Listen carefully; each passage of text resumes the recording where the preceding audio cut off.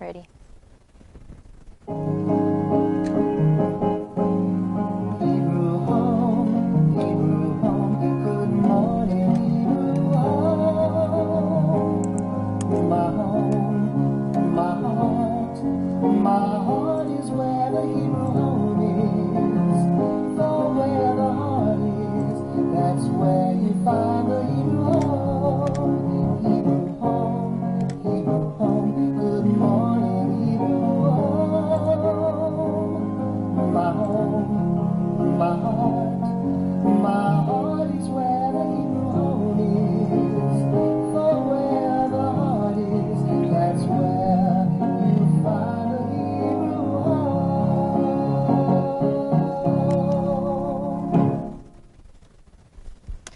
Good morning, everyone. I am your host. Wow, look at my hair today. Coming in live from the Dörfner Judaica Museum here at the Hebrew Home. And this is Good Morning Hebrew Home. So just to let everyone know, I've been getting a lot of calls. Before I say that, today is Friday, August 21st, and the time is 10:31 a.m. So I've been getting a lot of calls about some of the picture being hard to see and sound. Just so you all know, a technician is here live. He's upstairs watching on the floors. So we're trying to make sure that you guys get the best absolute picture possible so you can watch this show, because we love that you love this show, and we want to make sure that you're able to enjoy it and all the other broadcasts that we have as well. So we're working on it, just so you guys are all aware. We have a great show planned for you today. We have some armchair travel. And we will be heading to Iceland. So let's get into the news. Let's take a look at the weather in our neck of the woods. Today will be mostly sunny, high 86, so try to get outside if you can. Saturday will be mostly cloudy skies. Temperatures will reach high 88. And Sunday, partly cloudy skies. A stray shower or thunderstorm is possible, and it'll be high 86 degrees. Let's move to this day in history, August 21st. 1911, the Mona Lisa, this was scandalous. The famous portrait by Leonardo da Vinci, also called La Gioconda, painted between 1503 to 1506, was stolen on this day from the Louvre in Paris. The painting was stolen by Vincenzo Peruggia, an employee of the Louvre who believed that Leonardo's painting should be returned to Italy for display in an Italian gallery. The Mona Lisa was recovered 2 years later when he tried to sell it to an Italian gallery. So very scandalous news. 1959, on this day, Hawaii becomes the 50th state in the United States. Also on this day, 2004, Michael Phelps gets his 6th gold medal at the Athens 2004 Olympics, when the USA wins the men's 100 medley relay final, breaking the world record at the same time. I messed that whole thing up, but he won. Our famous birthday for today is Kenneth Ray Rogers, or Kenny Rogers. He was born in 1938 in Houston, Texas. And he's a country singer-songwriter who achieved worldwide success during his 50 years of performing, with many of his hits moving from the country charts to pop and winning dozens of awards along the way. His singles hits that made the top 20 on both charts include Lucille, The Gambler, Coward of the Country, Lady, I Don't Need You, We Got Tonight with Sheila Easton, and Islands in the Stream with Dolly Parton. And with making number ones in U.S. and around the country on pop and country charts, an achievement that very few other performers can say they have achieved. So, happy birthday, Kenny Rogers. Our resident birthdays, we actually don't have any birthdays for Friday or Saturday. And Sunday, happy birthday to Carol, and also happy birthday to Nancy B. Staff birthdays today. We have birthdays on all days, so bear with me. We got a bunch of names. Joaquin from nursing, happy birthday today. These are all our Friday birthdays here.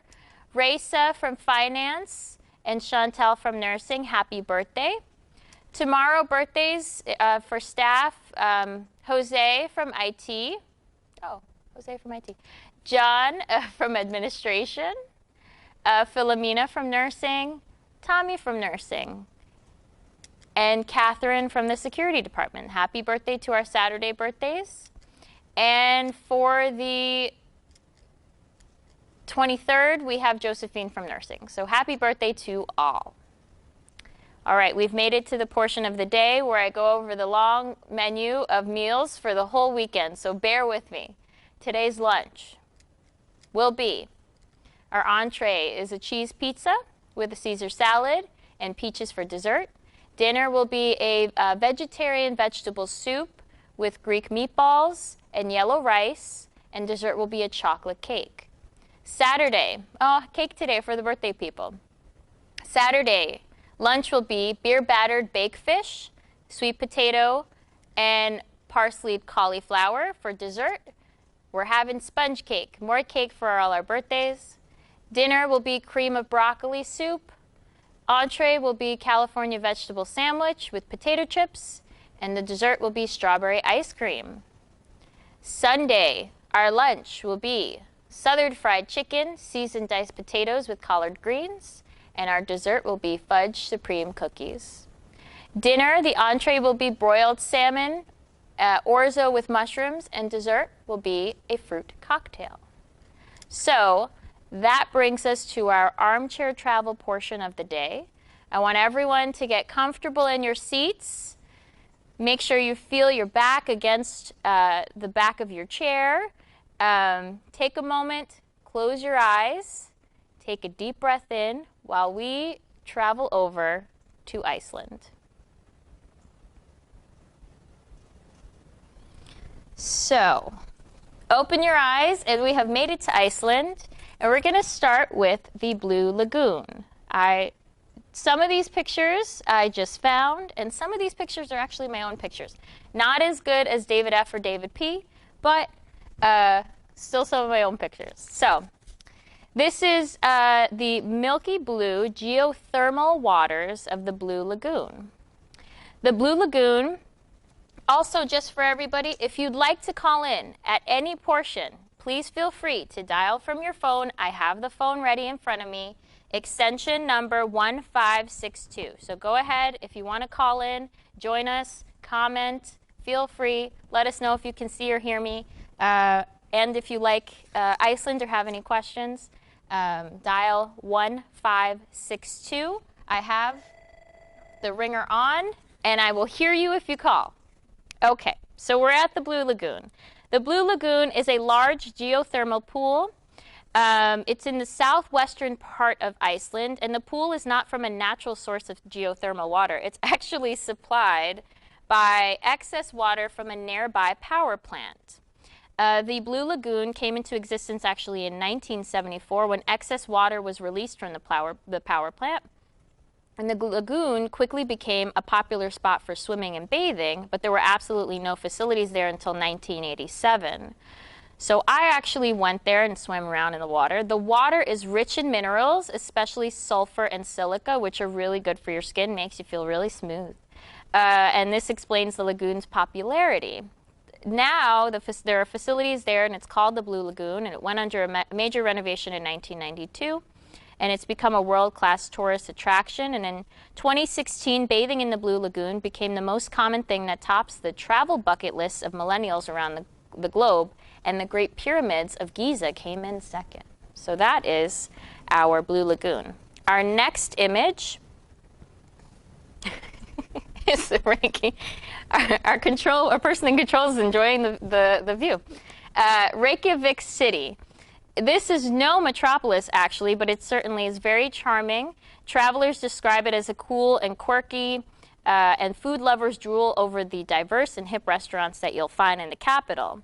Most travelers end up wandering around in the city center of Reykjavik, even if the purpose of the trip was to explore the island's gorgeous nature.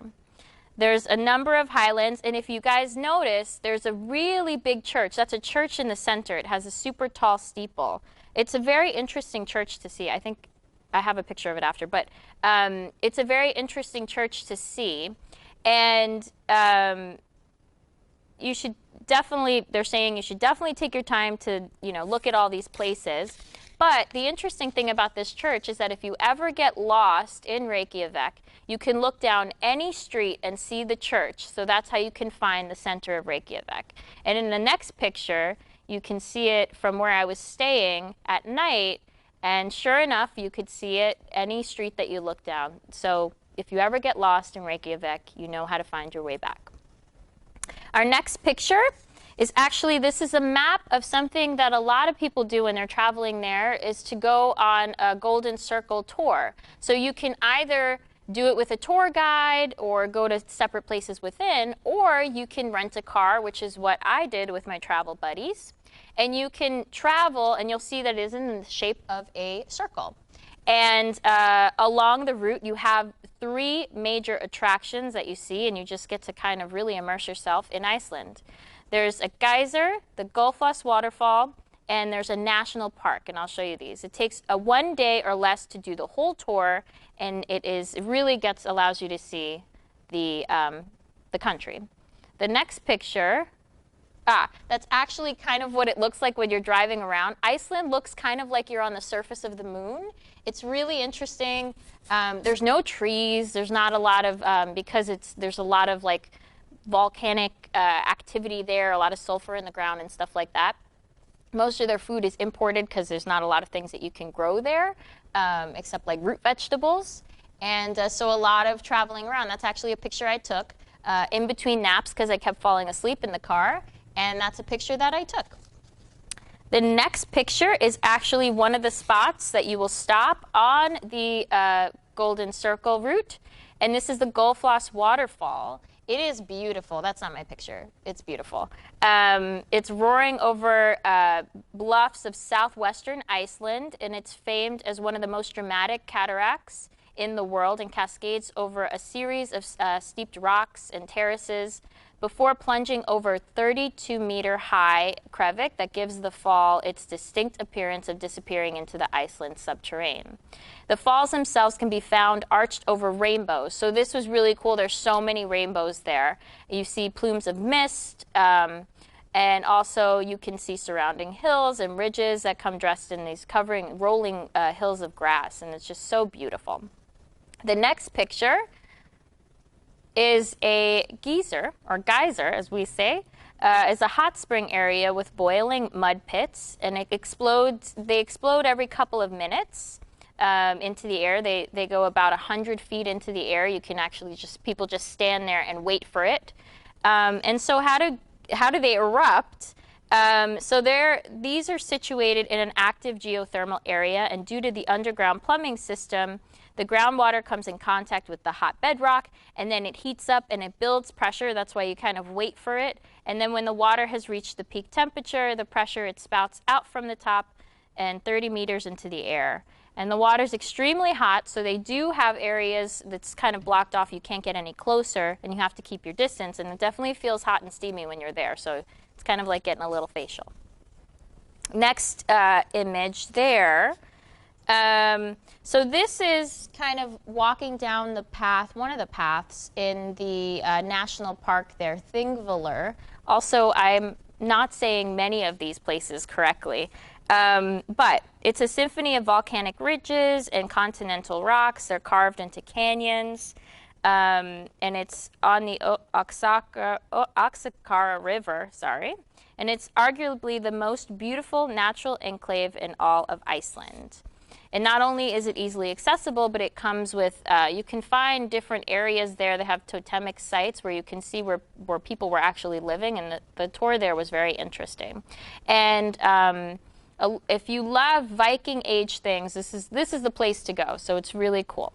Our next image. So for anybody who's a Game of Thrones fans, this is the black sand beach that you may see at one part of it. It's called Reynisfjara. It's a world-famous black sand beach on the south coast of Iceland, and it's widely considered to be the most beautiful example of Iceland's black sand beaches. In 1991, the National Geographic voted this place as one of the top 10 non-tropical beaches to visit on the planet. Upon visiting the beach, travelers will immediately observe rocky sea stacks sitting off the shoreline, And according to the local Icelandic folklore, which is really cool, there's a lot of folklore in Iceland that's talked about. These large columns were once trolls trying to pull ships from the ocean to shore. However, these trolls were dim and went out too late in the night. Then dawn broke on the horizon, turning the trolls into stone. So that's the story of them. And you can also see, they're saying in season 7, for anybody who watched Game of Thrones, this was in season 7, and you can spot them in a few scenes in the shot north of the wall. Next image, I have some more images just kind of the beach. You can see the waves. They call them sneaker waves because if you're not paying attention, they'll sneak up on you. So on my plane ride over, the videos were telling you to watch out for those waves because they will just kind of sneak up on you. And then there's a little rocky wall that you can climb up, which I actually did, and you'll see in the next picture. I climbed up the wall. And the funny thing about this is perspective is everything, because I literally just climbed up one step. It looks like I did more, but I really didn't. And that's the most adventurous I'll ever be.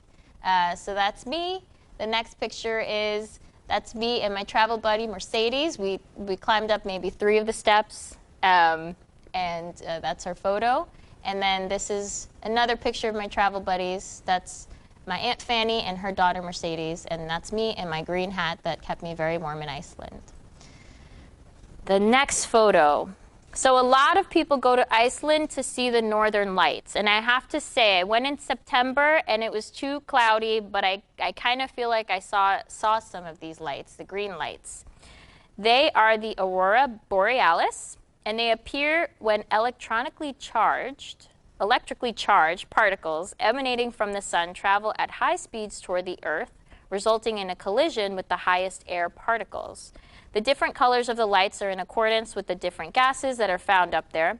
Most northern lights are green, so you can see the green color due to the collision with oxygen, and the solar activity affects the strength of the northern lights.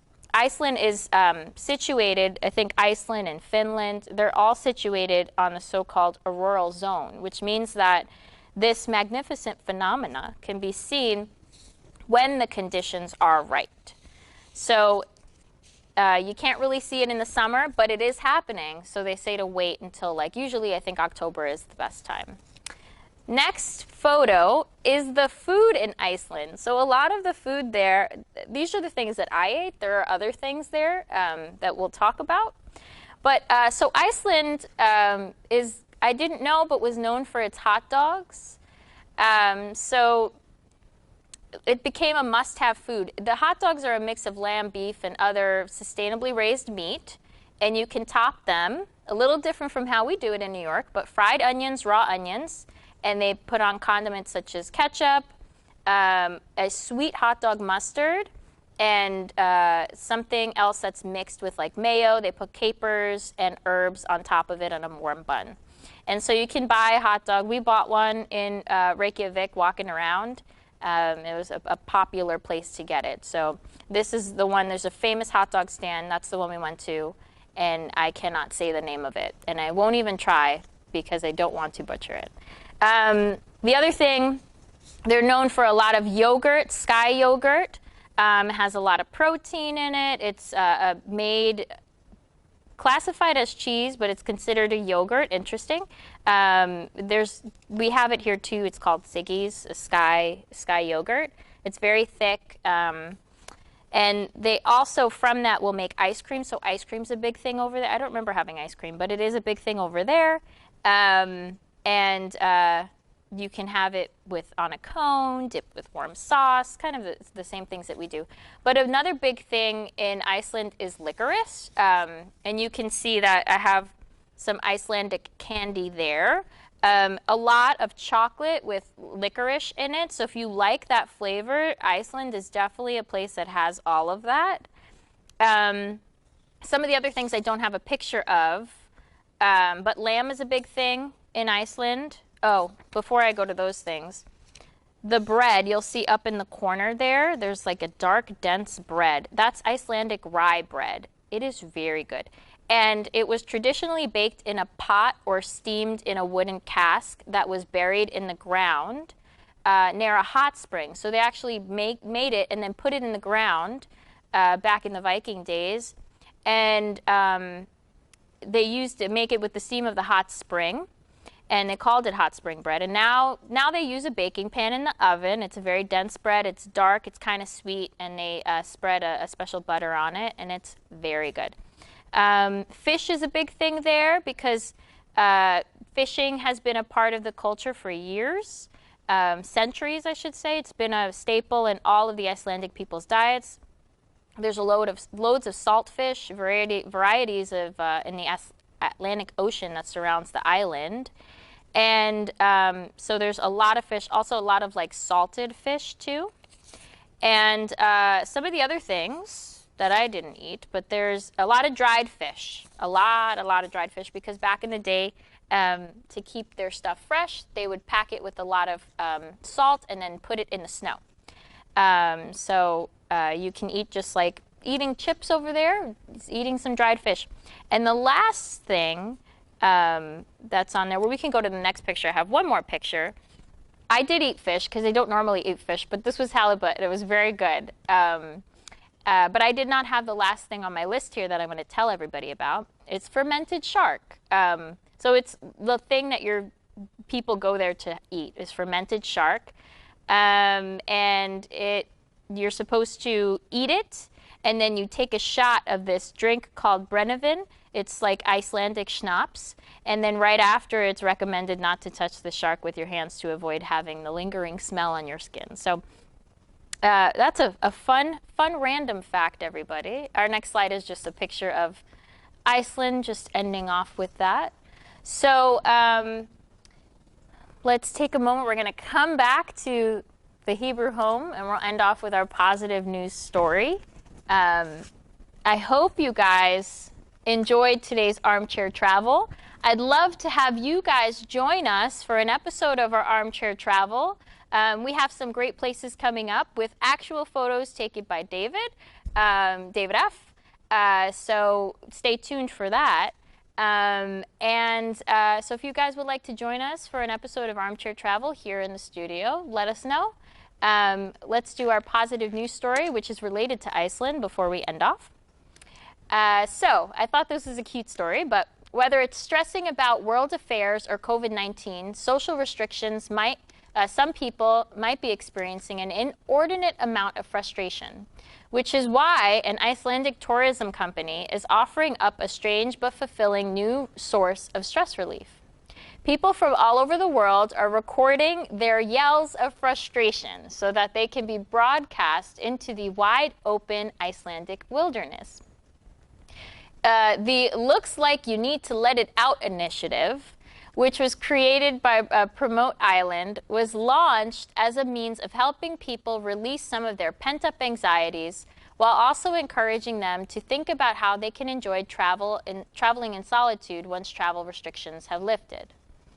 You've been through a lot this year, and it looks like you need the perfect place to let your frustrations out. Somewhere big, vast, and untouched, it looks like you need Iceland, reads the project's website. Record your scream, and we'll release it in Iceland's beautiful wide open spaces. And when you're ready, come let it out for real.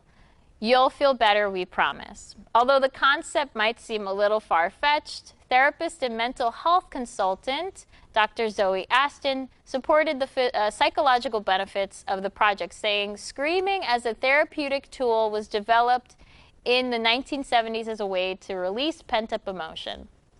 The psychological response to wanting to scream lights up a part of our brains called the amygdala.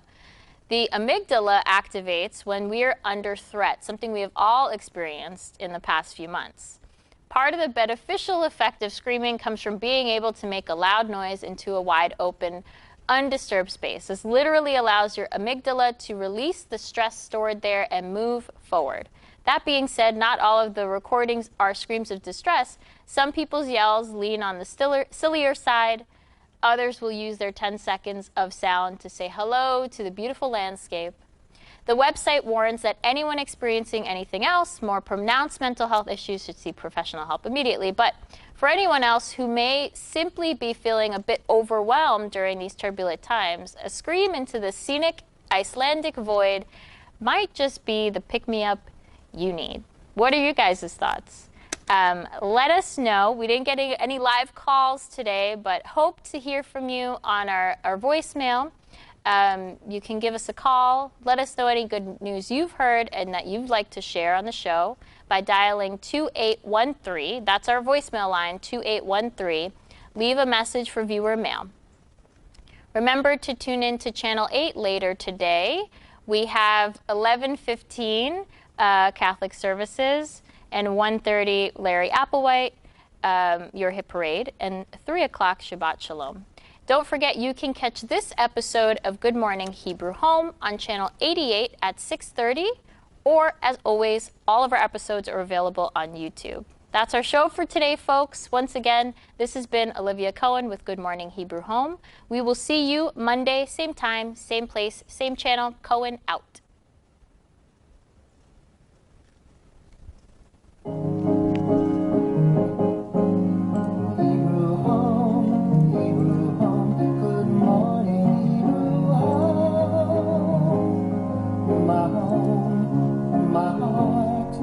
My heart is where the Hebrew